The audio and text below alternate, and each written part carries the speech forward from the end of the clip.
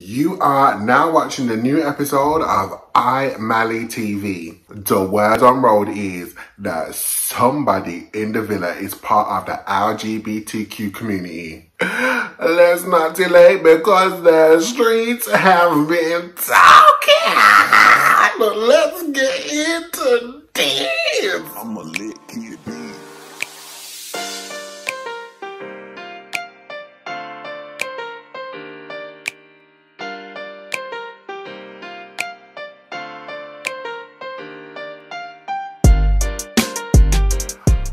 Okay, so ever since Love Island started, from when Hugo walked up in the villa, I was like, oh, he's one of us. He's one of us. And I don't know about you guys, but previously, before Love Island even started, ITV, Love Island, the producers were all talking about, oh, there could be a new LGBTQ member of the, community in Love Island. And everybody was like, oh, I don't know if they're ready, blah, blah, blah. No, and behold, it has been revealed that there could possibly be an LGBTQ member of the community, and I've already mentioned Hugo, so you've probably already put two and two together and found out that it's Hugo. So let me tell you what the streets have been saying. So, you know, everybody been getting their FBI on and investigating, and people just trying to work out why is it that Hugo just ain't connecting with these girls on a sexual level. I'm gonna tell you why. Because he don't play with the pussy. But he probably does play with the pussy. He probably plays with the pussy every now and again. But he's just straight here for the dick. So basically, people were on an investigating. And obviously we were going through the gram. People on the streets have been scrolling through the gram. They came across Hugo's profile. And they were scrolling. And then, lo and behold, we found a picture of Hugo sitting very close to a male friend, and it's the way that their hands are connecting. Now, I ain't saying that this is definitely saying that he is gay. But if you put 2 and 2 together, you will get 4. And also, let's not forget, when Chuggs entered into the house, Hugo was like, oh, I know Chuggs. And he looked a little bit shook. And the reason why he probably looks a little bit shook is because he probably had a little grinder date with Chuggs, because he was like, oh, I know Chuggs. He used to be a rugby player. I know him. And I was like, how do you know him, hun? How do you know him? How do you know it's the same Chuggs, hun? So, the street also have been scrolling through Chuggs' Instagram, and they also found a picture. Now, Chuggs is one that makes it even more interesting, because Chuggs has a picture of him and a male friend, and their arms are wrapped around each other. And the caption said, the love of my life, and tagged the person that he was hugging, some guy called Jakey or whatever his name is.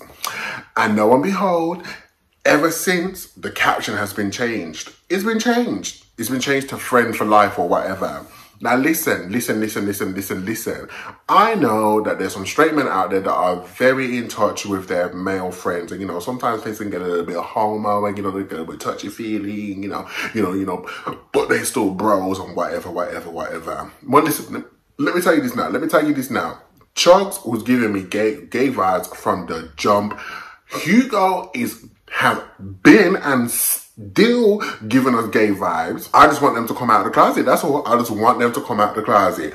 I mean, looking at Hugo from this week, it's clear as day the girls are not sexually attracted to him. They see him as a friend. And from a gay guy coming to another gay guy, hun, when the girls see you as a friend, you are one of the girls. So just own up to it. I personally think this is ITV's way to introduce LGBTQ communities into Love Island and see how it goes. I think this is a trial run. It's a shame that Hugo is the guinea pig and Chuggs could have been the guinea pig, but I think that the producers had an idea of Chuggs and Hugo to couple up in further on down the line if they lasted that long, and that's how they was going to introduce the LGBT community into Love Island. That's me. That's just my personal opinion, because you know you got to keep your ear to the streets and watch and calculate everything. So. Yeah, so Hugo, I know you're out there in the villa and, you know, you're just buying in time, but listen, hon, come, we're ready for you. We're ready for you, come. If the girls ain't soaking you up, the gays will. And Chuggs, well, you know, the gays love a masculine man and you're giving out daddy vibes. So come, hon, come out of the closet. Pride Month has come and gone. People are going to usher you in like it's no other. Come, hon. So I was gonna review Love Island this week, but I don't think I have time. So the streets have also been saying that Safaree, aka Nicki Minaj's ex, aka Erica's new man or husband, he's been doing a mazza. So apparently word on road is Erica's not feeling well with her baby, and apparently they're hospitalized. But then Safaree's out here all the way up in Jamaica doing the most. Sorry? Like, do you not want to go cater to your wife and your children? Sorry? Like, you know what? A boy is always going to be a boy. K. Michelle said it, you can't raise a man. And that is Safaree. You cannot raise a man. The boy is immature. Him been immature from day. He's been immature from day. But for him to marry his wife and for her to be pregnant with the second child, and for you to be doing up mazza in Jamaica, just shows what kind of father you really are. So Safaree just needs to get his shit together. I mean, for me, watching from the sidelines, he's been a mess, always has been a mess, and always will be a mess. So Erica needs to kick him to the fucking curb, raise his 2 kids on your fucking own, take all of his money, and let him carry on doing a mazza in Jamaica while you do up motherhood and your 2 kids and still be a bad bitch regardless. That's what you need to do. Kick Safaree to the fucking curb. All he's really good for is dick. He's got a big dick, but everything else is a bit meh. And I said it. It's a bit meh. So Erica, if you're watching, kick Safaree to the curb. Let him carry on in Jamaica. You raise your 2 kids by yourself and still be the bad bitch that you fucking are. You know what? I'm gonna talk about Love Island. So this week, this week has just been a mazza. Bradley has broken Rachel's heart. Kaz and Toby are literally over. Aaron's been breaking heart. Like, all the men in this year's Love Island are fucking trash. I cannot believe what Brad has done to Rachel. My man has finessed the team and Rachel's out here balling. But hold on, I forgot to tell you guys. So the word on road is that Rachel and Brad actually had sex in the house the first day that she came into the house. Because if you remember, she said that they were dry humping. But it seems like the carrot went into the hole because homegirl ain't stopped crying. She ain't stopped crying. So, if Brad has put his dick in Rachel and for him to kick her to the fucking curb, this man is fucking trash. He's pretended like he's liked black girls, but me personally, I don't think he does. So he's pretending like he's like black girls, and as soon as the new blonde girl walks into the villa, my man's getting a stiffy and forgetting who the fuck he is. So Brad is fucking trash. Aaron, to be honest, I missed Aaron when he dumped Sharon. So, you know what? I can't even talk about that. But let's talk about Toby and Kaz. You see, there's one thing. This is the reason why I tell people to watch Love Island. Because if you don't understand dating in this current age, watch Love Island. Because let me tell you this now. There's one thing that black girls, especially dark girls, find hard. And it's always finding people that are 100% genuinely find them sexually attractive. Toby never ever found Kaz sexually attractive. They slept in a fucking bed like they were fucking best friends. He never touched her. He never cuddled her. He never did it. He only kissed her and showed her affection when he was placed on the spot. And for him to jump at Chloe because Chloe is now showing him attention and affection, and he's been 100% affectionate to Chloe straight after that. She was like, oh, I fancy you. And he was lipsing her like there was no fucking tomorrow. But when it was Kaz had to beg him and say, you know, I want cuddles, blah, blah, blah, blah, etc., etc., etc. And another thing, Kaz has been riding this wave and open to getting to know Toby and getting to grow that love and finding if they really are compatible. She's been open to it and he wasn't. And Kaz has already said, Toby's not my type. She likes buff guys, a little bit tall, that go to the gym. You know, she likes a man that can toss her around. And Toby wasn't that. But Kaz still rode the fucking wave. So for me personally, what I need from Love Island is, I need them to be 100% honest. I need the men to be 100% honest. If you're not attracted to black girls, just say you're not fucking attracted to black girls. Just say that they are not your fucking type. Because and this is what's wrong in society. This is what's wrong in society. And this is the reason why black girls find it hard to find someone that is really sexually attracted to them. Because I know for a fact what Kaz wanted to say to Toby, the reason why you're finding it so slow to actually grow affection for me is because I'm dark skinned and he is not sexually attracted to dark skinned black girls. And then going on to this whole dark skin thing, Brad said, he said that he was attracted to girls with dark features. Okay, hon, so if you're attracted to girls with dark features, tell me why you have not looked at Kaz once or taken time to get to know Kaz since you like girls with dark features. I'm over it. And you see, this is what the problem is with dating. If you don't believe colorism or racism is active in dating, then I'm gonna need you to read the fucking room.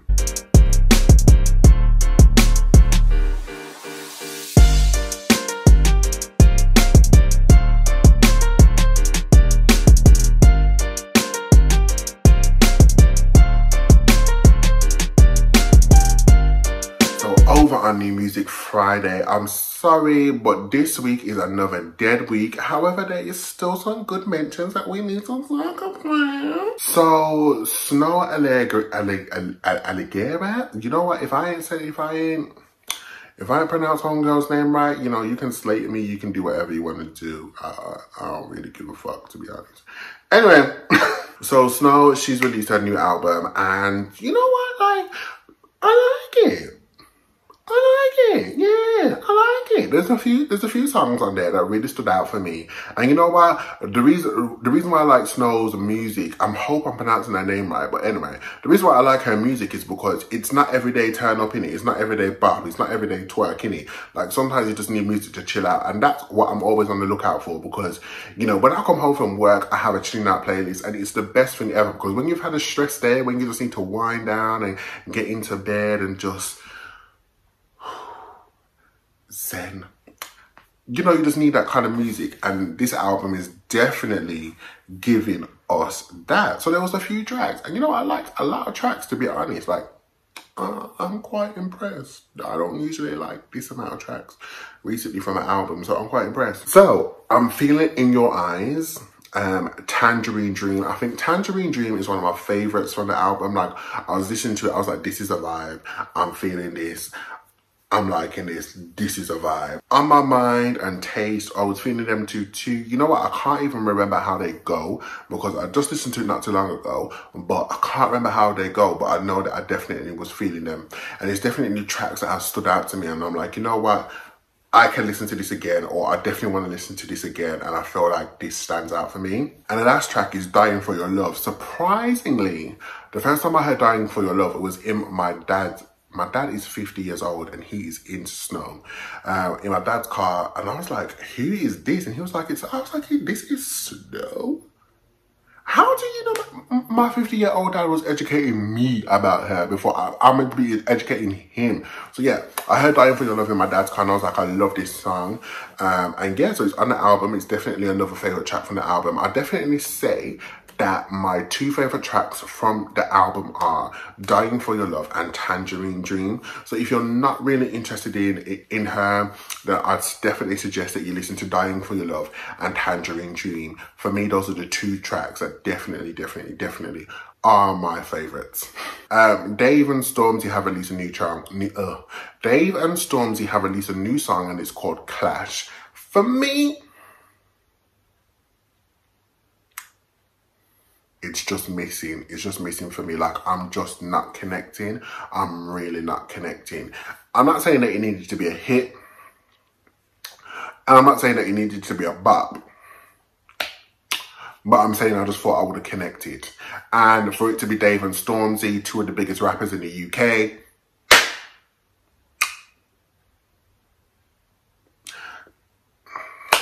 it just is what it is for me. However, this is the reason why I do Bop and Flop. So what we're gonna do is, I'm gonna post a track on Bop and Flop on my Insta stories, and you guys need to let me know what you guys think of the track.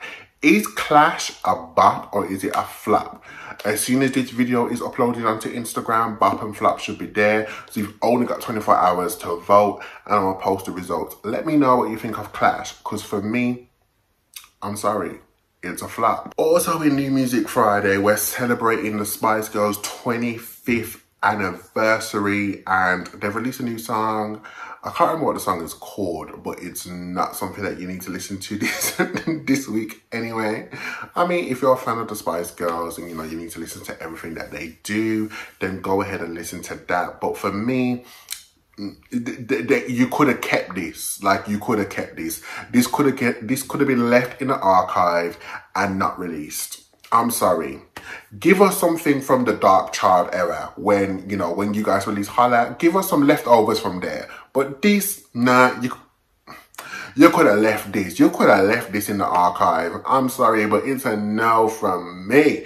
A lot of other people released tracks this week as well. Jennifer Lopez released something new, which is alright. It's actually okay. It's actually alright. And then also Ray Black released something, and I'm really sorry, but that is just not even worth reviewing.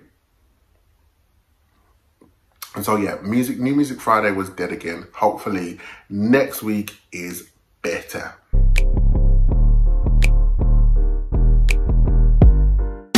So if you live in the UK, well, even if you don't live in the UK, you've heard that apparently it's coming home. And I just want to end up my video with, what we're going to do if you don't come home, please? What we're going to do if we don't come home? There's only one thing that I have to say. There's only one thing that I have to say. If it does come home, it's going to be the best thing England will be associated with within the past 10 years. I don't know what good England has done recently, but if they bring it home, it's going to be the best thing that England has ever done within the past 10 to 5 years. So I ain't hoping that it comes home. I'm just coasting from the sidelines, because to be honest, you guys are pissing me off with this whole, it's coming home. So you better fucking hope it does come home. Anyway, that's me done for this week. Catch me here next week to find out what the streets have been saying, because the streets are always talking.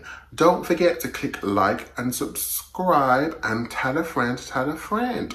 Follow me on Instagram at iMallyUK. Follow me on Twitter at iMallyUK. And also don't forget to check out my playlist on Spotify and on YouTube. It is called iMallyUK's Summer 2021 playlist. I love you for watching. Thank you for watching. And I will see you here next week.